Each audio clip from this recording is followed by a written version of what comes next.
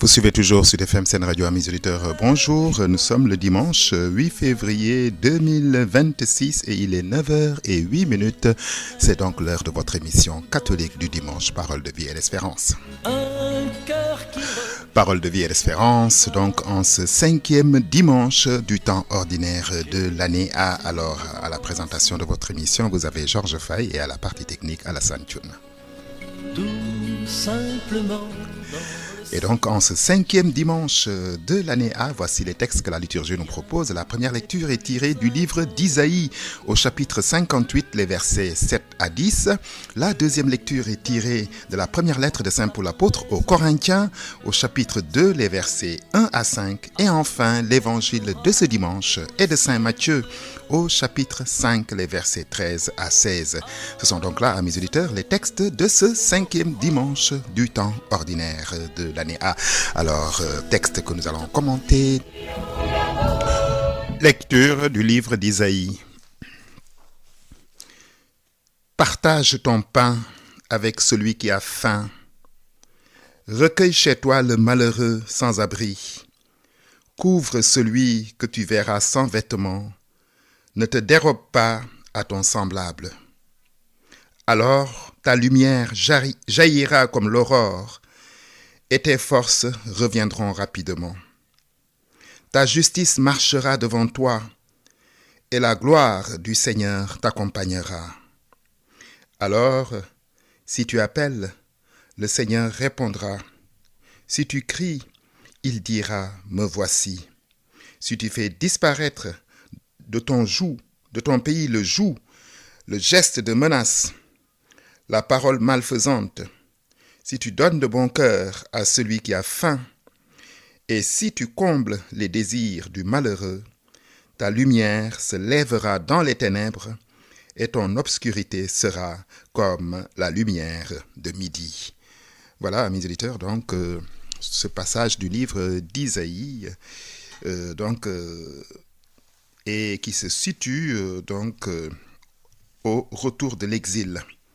Donc, les plus forts se réinstallaient sans se soucier de ceux qui, et ils étaient nombreux, connaissaient une situation de misère, qui étaient affamés, sans abri, soumis aux pires vexations. Et la vigoureuse prédication d'Isaïe reste, hélas, d'une tragique actualité. Quand la compétition économique pour nous, aujourd'hui, impitoyable, rejette de plus en plus de personnes dans le dénuement, n'est-ce pas, et engendre même de nouveaux pauvres, même si le monde continue à être riche. Donc, ici, Isaïe, répond aux récriminations du peuple. Après le retour d'exil, les gens se sont réinstallés d'exil à Babylone qui a duré 50 ans. Eh bien, ils sont rentrés à Jérusalem et donc ils se sont remis au culte, ils se sont réinstallés, etc. Mais ça ne veut pas dire que les difficultés sont finies. Ils avaient l'impression que Dieu n'exauçait pas leurs prières. Donc, même si la pratique religieuse s'était remise en place. Et c'est dans ce contexte donc que Isaïe intervient pour effectivement leur dire que le culte que vous pratiquez, ce n'est pas le culte qui plaît à Dieu. Le culte qui plaît à Dieu, n'est-ce pas, c'est comme Isaïe le dit, eh bien, c'est de partager son pain avec celui qui a faim, c'est de recueillir chez soi le malheureux, c'est de couvrir celui qui n'a pas de vêtements, etc. Donc, celui qui est dans le besoin et dans le dénuement.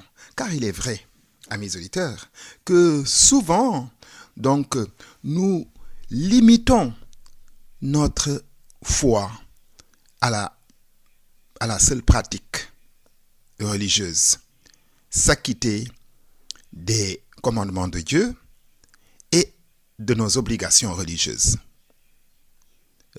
Bientôt, nous allons entrer dans le carême. Bientôt. Et donc, c'est un bon rappel en attendant le début du temps du carême. Nous prier, jeûner, aller à la messe, etc. Ne suffit pas. C'est nécessaire. La pratique, n'est-ce pas, cultuelle est nécessaire, mais ce n'est pas suffisant. Ce que Dieu, en tout cas, préfère, en plus des prières bien sûr, c'est que nous soyons attentifs à notre prochain. Voilà ce que, effectivement, Isaïe dit. Et souvent, donc, nous recherchons, n'est-ce pas, à plaire à Dieu, à ce que Dieu nous voit. C'est une sorte d'opération de séduction envers Dieu. Mais non. Vous cherchez, n'est-ce pas, à bien vous faire voir de Dieu par des jeûnes spectaculaires. Parce que vous voulez vous attirer ses bonnes grâces. Mais pendant ce temps, eh bien, vous vous adonnez à des disputes, des querelles, des brutalités et à l'appât du gain. Donc, avant même le passage que nous venons d'entendre, Isaïe dit, « Oui, mais le jour où vous jeûnez, vous savez bien faire vos affaires et vous traitez durement ceux qui peinent pour vous. Votre jeûne se passe en disputes et querelles, en coups de poing sauvages. Ce n'est pas en jeûnant comme vous le faites aujourd'hui que vous ferez entendre, n'est-ce pas, par Dieu, que votre voix va se faire entendre là-haut. Est-ce là le jeûne qui me plaît?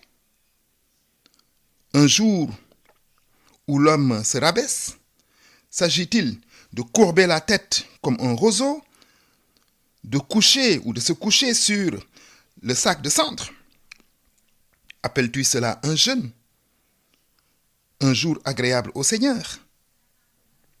Eh bien, voilà ce que dit Isaïe. En fait, pour montrer que ce n'est pas cela que Dieu recherche. Jésus lui-même nous le dira. Quand vous jeûnez, ne vous montrez pas, puisque vous jeûnez pour Dieu. Donc, c'est Dieu qui voit votre cœur et qui connaît vos pensées et vos intentions. Jeûnez pour lui. Ne faites pas apparaître aux autres, devant les autres, que vous avez jeûné. Pas de mortification, etc. Donc, soyez même joyeux. Soyez joyeux, travaillez. Voilà, faites comme si de rien n'était. C'est ça, n'est-ce pas, nous dira Jésus, le jeûne qui plaît à Dieu. Donc, ici, ce passage du livre d'Isaïe, donc, répond à toutes ces personnes qui se plaignent que Dieu ne semble pas faire attention à leurs gestes de piété ni à leurs jeûnes. Mais, encore une fois, il déclare, lui le prophète, au nom du Seigneur, le jeûne que je préfère, n'est-ce pas dénouer les liens provenant de la méchanceté, partager son pain avec la famille, héberger les sans-abri. Et celui qui agit ainsi sera comme une lumière qui rayonne dans les ténèbres, ou comme une fontaine dont les eaux, n'est-ce pas, sont fraîches et désaltérantes. Voilà donc ce passage, n'est-ce pas, d'Isaïe. Et, bien entendu, puisque, n'est-ce pas, la révélation divine est intemporelle, elle ne s'applique pas à une époque. Ce que Isaïe dit, n'est-ce pas, 5-6 siècles avant Jésus-Christ, c'est encore actuel aujourd'hui. Au moment où, effectivement, le monde est de plus en plus riche, le monde dans son ensemble, où il y a de plus en plus de milliardaires en dollars, où il y a de plus en plus de consommation, où chaque année, eh bien, arrive plus tôt, ce qu'on appelle le jour du dépassement. Le jour du dépassement, c'est-à-dire nous consommons tellement les ressources de la planète que, eh bien, parfois, ce qu'on devait consommer en 1 an, on le consomme en 10 mois, puis l'année d'après en 9 mois, et ainsi de suite. Donc, et tout cela au profit d'un petit nombre. La misère est toujours là. La souffrance, la pauvreté, effectivement, sont toujours présents dans notre monde. Et nous avons les moyens, n'est-ce pas, d'y faire face. Alors, j'aurais beau réciter toutes les prières du monde, comme le dit Paul, eh bien, si je n'ai pas l'amour, ben, je n'ai rien. J'aurais beau connaître, n'est-ce pas, avoir la science de Dieu, des prophètes, etc. Mais l'invoquer 24 heures sur 24, si vous voulez, si je suis indifférent, si je suis injuste, et si je suis égoïste, c'est-à-dire que c'est moi seul qui compte à mes propres yeux, eh bien, notre prière, ou ma prière, eh bien, ne recevra pas, n'est-ce pas, eh bien, l'écoute et la bienveillance de Dieu. Donc, Isaïe, comme aujourd'hui dans le monde, eh bien, appelle ses contemporains, comme il nous appelle aussi, puisque la parole de Dieu nous parle à toutes les époques. Eh bien, aujourd'hui, plus vrai encore que du temps de Isaïe, parce que nous avons aujourd'hui plus de moyens de répondre, n'est-ce pas, aux besoins des plus démunis. Mais notre cœur est fermé nous sommes aveuglés par l'indifférence et par l'égoïsme. Alors, amis auditeurs, je rappelle que vous suivez Parole de vie et d'espérance, donc en ce 5e dimanche du temps ordinaire. Évangile de Jésus-Christ selon saint Matthieu. Comme les disciples s'étaient rassemblés autour de Jésus sur la montagne, il leur disait : « Vous êtes le sel de la terre. Si le sel se dénature, comment redeviendra-t-il du sel ? Il n'est plus bon à rien. On le jette dehors et les gens le piétinent. Vous êtes la lumière du monde. Une ville située sur une montagne ne peut être cachée. Et l'on n'allume pas une lampe pour la mettre sous le boisseau. On la met sur le lampadaire. Et elle brille pour tous ceux qui sont dans la maison. De même, que votre lumière brille devant les hommes. Alors, en voyant ce que vous faites de bien, ils rendront gloire à votre Dieu, à votre Père qui est aux cieux. Voilà, mes auditeurs, donc la page d'évangile donc de ce 5e dimanche du temps ordinaire de l'année A. Et Jésus s'adresse à ses disciples ici par l'intermédiaire en utilisant 2 images. Vous êtes le sel de la terre. Le sel est ce qui donne du goût et permet la conservation des aliments aussi. Si le sel perd ses qualités, il n'a plus aucune utilité. Par la qualité de leur vie guidée par les béatitudes, les disciples sont donc appelés à donner saveur à l'humanité en étant droit, juste, miséricordieux, en vivant la bonne nouvelle, l'évangile, qu'ils sont chargés par Jésus d'aller annoncer jusqu'aux extrémités de la terre. Sans cela, à quoi servirait-il ? 2e image, vous êtes la lumière du monde. La lumière s'oppose aux ténèbres. Les disciples sont appelés donc à refléter par leur vie la lumière de la révélation et la lumière de l'évangile apporté par Jésus-Christ. Les chemins des justes brillent comme la lumière. Donc, nous dit, les textes. Ils font briller, n'est-ce pas, leurs justes actions comme la lumière. La ville située sur la montagne évoque peut-être la ville de Séphoris en Galilée, construite au sommet d'une colline et qui est visible de très loin. Quand elle n'était pas utilisée, les lampes à huile étaient rangées dans le boisseau. Un disciple, donc, dont la vie serait à l'inverse de l'esprit des béatitudes, ressemblerait à une lampe rangée dans le placard, effectivement, et donc pratiquement qui ne sert à rien. Il ne s'agit pas pour les disciples d'exhiber leur vertu, mais de témoigner par leur vie de ce qui les anime, c'est-à-dire l'évangile de Jésus-Christ. Donc, vous êtes sel et lumière. Et puisque, n'est-ce pas, nous sommes aujourd'hui, n'est-ce pas, les disciples du Christ. Jadis, il s'adressait à 12 disciples. Aujourd'hui, il s'adresse à plus de 2 ou 3 millions de chrétiens dans le monde et à près de 2 milliards de catholiques. Eh bien, donc, vous êtes le sel. Le sel, eh bien, il est indispensable. Et les gens qui suivent, j'allais dire même qui subissent, un régime sans sel, le savent très bien. Quel que soit l'aliment, le mets que nous consommons, eh bien, s'il n'y a pas de sel, ça n'a pas de goût. Mais en revanche, on n'a pas forcément besoin de beaucoup de sel ou de trop de sel. Sinon, aussi, on ne peut pas manger. Donc, alors, le sel est indispensable à nos aliments.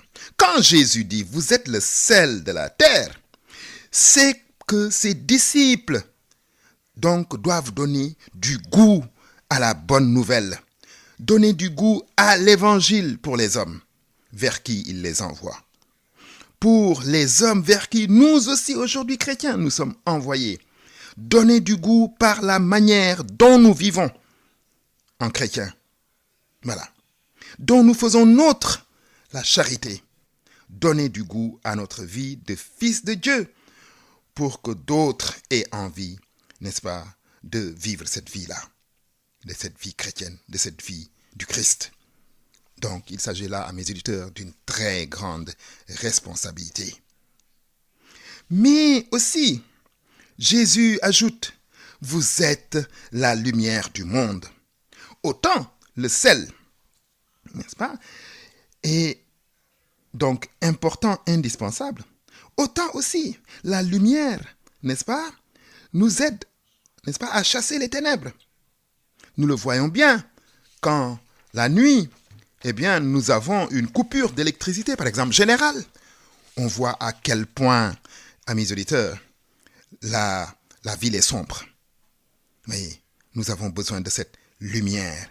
Et Jésus dit à ses disciples, vous êtes la lumière du monde.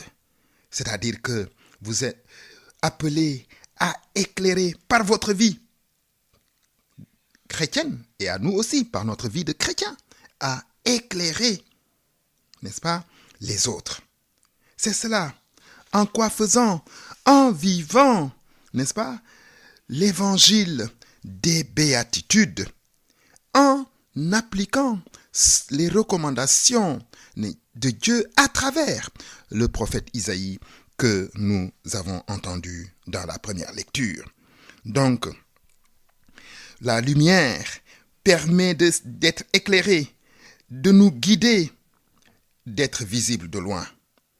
Il ne suffit pas de donner simplement du goût de vivre en frère du Christ. Il faut aussi être éclairant pour les autres. Que notre vie d'enfant de Dieu puisse faire, n'est-ce pas, connaître la lumière et l'amour, n'est-ce pas, de ce même Dieu qui transforme et transcende de simples vies en guide lumineux. Là aussi, nous voyons bien effectivement qu'il s'agit d'une lourde responsabilité. Donc, c'est à chacun de nous, amis auditeurs, que Jésus s'adresse. C'est à l'Église du Christ qu'il dit, vous êtes le sel de la terre et la lumière du monde. Si nos vies, nos actes tracent l'ébauche du royaume, c'est notre union fraternelle, notre communion, n'est-ce pas, notre accueil qui feront le sel de nos sociétés fades, aujourd'hui édulcorées ou au contraire violentes et injustes, qui seront la lumière de nos communautés, de nos quartiers, n'est-ce pas, où les solitaires, les pessimistes, les désabusés attendent une lumière dans la nuit de leur vie. Mais les paroles ne suffisent pas. Voilà pourquoi Isaïe nous disait qu'il fallait effectivement une foi en acte. Alors, amis auditeurs, je rappelle que vous continuez toujours de suivre votre émission Parole de vie et d'espérance. Lecture de la première lettre de Saint Paul apôtre aux Corinthiens.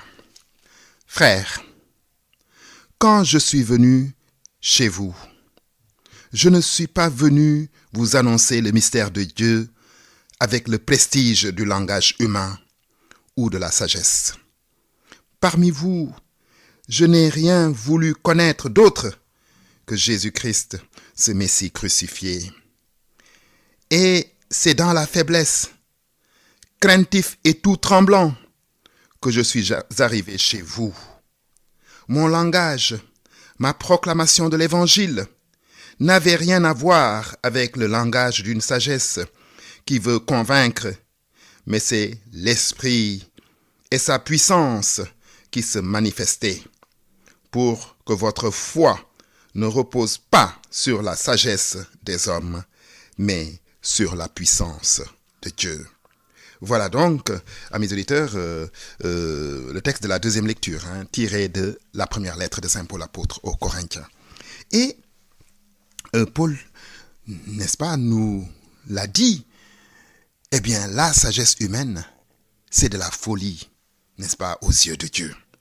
Donc, dans la proclamation de la parole, nous ne devons pas nous mettre en valeur nous-mêmes, mais mettre en valeur la parole elle-même. Mettre en avant notre sagesse humaine, qui n'est que folie aux yeux de Dieu, mais plutôt mettre en avant la sagesse de Dieu qui nous est donnée par l'Esprit Saint. Donc, ça ne veut pas dire que Paul dénigre la sagesse en tant que telle, mais il affirme que ce qu'il révèle n'est pas le fruit de la sagesse humaine. L'évangile n'est pas le fruit de la sagesse humaine. Aujourd'hui, on entend de toutes parts, n'est-ce pas?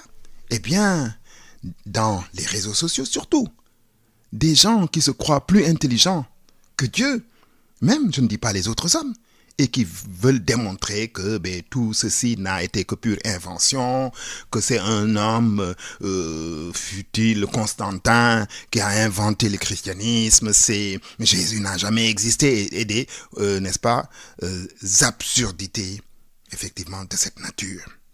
Ils croient que leur sagesse peut dépasser celle de Dieu, mais ce n'est que pure folie. Donc, ce que Paul dénigre ici, n'est-ce pas? C'est cette sagesse humaine qui prétend surpasser celle de Dieu. Donc, l'évangile n'est pas le fruit d'une sagesse humaine ou d'une habile construction littéraire, d'une invention, d'un conte. Ce que Paul annonce, c'est un Messie crucifié, et ça, c'est irrévocable, indéniable. Il faut donc mesurer, n'est-ce pas, la bizarrerie d'une telle formule, l'incongruité d'une telle formule, en particulier pour les Juifs. Le Messie, pour les Juifs, le fils de David, le descendant de David, serait, à leurs yeux, celui, donc, qui est mort sur une croix. Pourtant, telle est bien l'affirmation de Paul, sur laquelle repose toute notre foi. La foi chrétienne repose sur la mort et la résurrection, celle-là de Jésus-Christ. Paul le dit très très bien. Si ces deux-là n'étaient pas avérés, alors nous serions, nous les chrétiens, les plus à plaindre parmi les hommes. Et vaine serait notre foi. Donc, ce qu'il annonce, l'évangile qu'il proclame, n'est pas le fruit d'une sagesse humaine. Non, mais c'est le fruit, n'est-ce pas, de la révélation, n'est-ce pas, et c'est le fruit de l'Esprit Saint. Voilà. Pour lui, donc Paul, la foi n'est pas une adhésion donc purement humaine à une démonstration intellectuelle. Non, c'est pas ça la foi. C'est pas ça la Bible. C'est pas ça l'évangile. Non. Ce n'est pas une démonstration intellectuelle, c'est pas une gymnastique intellectuelle qui nous aurait donné ces textes. Non. C'est la révélation descendue du ciel, descendue de Dieu, par l'Esprit Saint, car seule la puissance de l'Esprit peut conduire à la foi en Jésus-Christ, le Messie crucifié. Et donc, nous voyons bien que c'est une affirmation très forte. Et comme souvent, Paul procède par des contrastes. Une première opposition, c'est le mystère de Dieu qui est tout différent de la sagesse humaine, de la sagesse des hommes. Et la deuxième opposition ou le deuxième contraste, c'est que le langage de l'apôtre qui annonce le mystère est tout différent du beau langage humain, de l'éloquence humaine.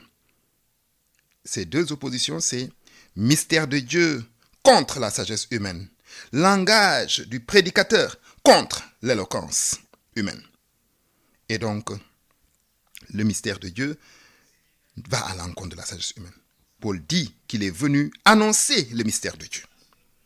Ce mystère d'ailleurs qui était caché pendant longtemps, c'est maintenant qu'il est dévoilé, nous dit Paul, effectivement. Et donc, c'est ce qu'il appelle le dessein bienveillant, n'est-ce pas, de Dieu, que la lettre aux Éphésiens va développer plus tard. Et ce dessein bienveillant, c'est de faire de l'humanité une communion parfaite d'amour autour du Christ. Il est donc fondé sur les valeurs de l'amour, du service mutuel, du don, du pardon. Et on voit bien que Jésus le met en œuvre déjà tout au long de sa vie terrestre. On est donc très loin d'un Dieu de puissance au sens militaire du terme que certains imaginaient. Ce mystère de Dieu s'accomplit par ou à travers un Messie crucifié. C'est tout à fait contraire à notre logique humaine. C'est même un paradoxe. Paul l'affirme, Jésus de Nazareth est bien le Messie. Mais pas comme on l'attendaient les Juifs. On ne l'attendait pas comme un Messie crucifié. Et même, selon notre propre logique humaine, le fait qu'il soit crucifié tendait à prouver qu'il n'était pas le Messie. Selon la logique humaine de certains, un Messie ne peut pas être crucifié. Tout le monde avait en tête une célèbre phrase du Deutéronome qui disait effectivement que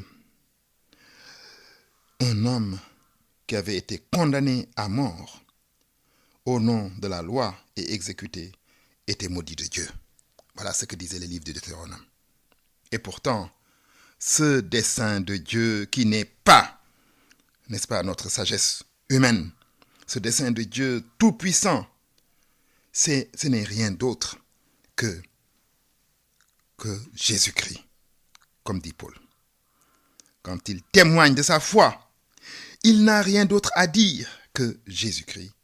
Pour lui, Jésus est vraiment, n'est-ce pas, le centre de l'histoire humaine, le centre du projet de Dieu, le centre de la foi. Il ne veut rien connaître d'autre. Je n'ai rien voulu connaître d'autre. Et derrière cette phrase, on perçoit les difficultés de ne pas céder aux pressions de toutes sortes, aux injures et même à la persécution, puisqu'un tel Messie, ce Messie crucifié, donc, est inconcevable aux hommes de son temps, comme à beaucoup d'hommes encore aujourd'hui. Oui, mais ce Messie crucifié fait connaître ce qu'est la véritable sagesse, la sagesse de Dieu, c'est-à-dire ce don et ce pardon, ce refus de la violence, cet amour, n'est-ce pas? C'est tout le message des béatitudes. Alors, amis auditeurs, votre émission se poursuit toujours. Ainsi donc, amis auditeurs, dans l'évangile de ce 5e dimanche, Jésus fait deux métaphores. Vous êtes le sel de la terre, vous êtes la lumière du monde. Et que votre lumière brille devant les hommes. De prime abord, ces affirmations peuvent surprendre, puisque Jésus vient de déclarer, n'est-ce pas, à propos des béatitudes, « Heureux les pauvres, les petits, les faibles, ceux qui sont persécutés, les malades, car ils détiennent les clés du royaume à venir. » Or, voici que sans transition, ils proclament de manière aussi catégorique leur éminente dignité et qu'ils les engagent même à la faire resplendir dès maintenant aux yeux de tous. Alors qu'il dira peu après, évitez d'agir devant les hommes pour vous faire remarquer. Cette dernière mise en garde vise l'ostentation dans la pratique, c'est-à-dire se faire voir, n'est-ce pas, dans la pratique individuelle des bonnes œuvres. Par contre, c'est ensemble que les disciples sont comparés à une ville située sur une haute montagne. Ainsi, elle doit être visible, n'est-ce pas, par tous, et être celle de la terre et lumière du monde. C'est effectivement, n'est-ce pas, donner cette saveur et éclairer le monde par notre foi et nos œuvres.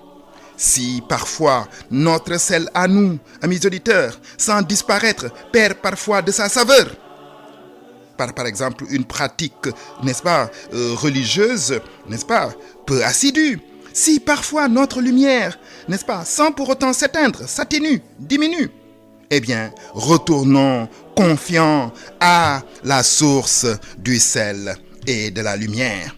Et pour nous, n'est-ce pas, c'est le fruit de la foi, c'est celle-là, de la parole et de l'Eucharistie.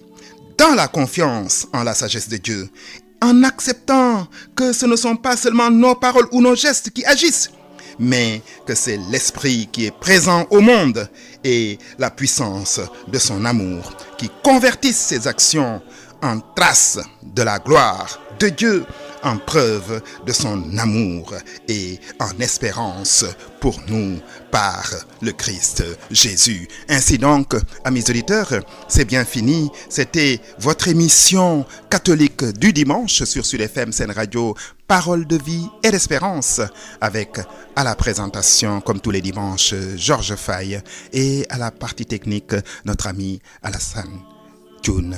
Merci pour votre aimable écoute et à bientôt sur cette même antenne.